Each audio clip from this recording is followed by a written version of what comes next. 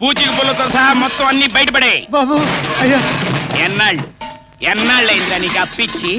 కదా మరి తీర్చక్కర్లేదా? కదా మరి తీర్చావా? కదా మరి తీర్చకపోతే ఏం చేస్తాను? కదా మరి అదే. ఏంటయ్య గొడవ? బాబు పండిన పంట పోయి నేను బాధపడతా ఉంటే అప్పు తీర్చలేదని కొడుతున్నాడు. ఏమండి ఇప్పుడు వీడు నా దగ్గర అప్పు తీసుకుని ఎన్నాళ్ళైంది? అది కాదయ్యా, ఊళ్ళో నేను ఒక పెద్ద మనిషిని ఉన్నానుగా, నాతో చెప్పచ్చుగా. కదా మరి 6 నెలలకి వడ్డీ ఎంత? నన్ను అడుగుతావేంటి? కదా వడ్డీ 4000, అసలు 1000 కలిపితే ఎంత? అది కాదయ్యా. కదా మరి ఇప్పటి వరకు తీర్చాడా? తీర్చకపోతే కొడతావా? కదా మరి అందుకే కొట్టాను. నేను అడిగేది ఏమిటి, నువ్వు చెప్పేది ఏమిటి? ఆడి పేరు పిచ్చేసిట్టండి.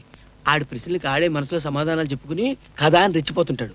ఆడి పని ఎవరికి ఎవరు చెప్పినా ఏంటండి. బాబు ఒక్క నెల రోజుల పాటు గడివిమ్మని మీరైనా చెప్పండి బాబు. అక్కర్లేదు. బాబు మీరు 10 కాలాల పాటు చల్లగా ఉండాలి బాబు. అరే రే రాజా గారు మీరా? ఎంతసేపు నుండి వచ్చి? అమ్మగారు నాన్నగారు బాగున్నారా? అరే నీ దగ్గర అప్పెంత తీసుకున్నాడు రా?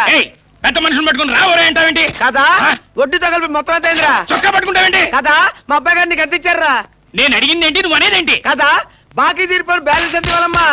బ్యాలెన్స్ ఏంటి? డబ్బు వస్తుంటే ఎందుకు కాదనాలి? ఏమి ఇచ్చినా తీసుకుంటా. ఏ విత్తనం తీసుకుంటావా? చేతులు కట్టుకో. నవ్వు. ఇంకోటి అయ్యో పిచ్చేశెట్టి గారు నమస్కారం నమస్కారం నమస్కారం. మీరా?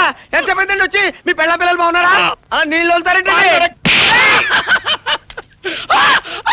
నమస్కారం అండి. అబ్బాయి గారు మనం వచ్చిన పని అయిపోయింది, పదండి.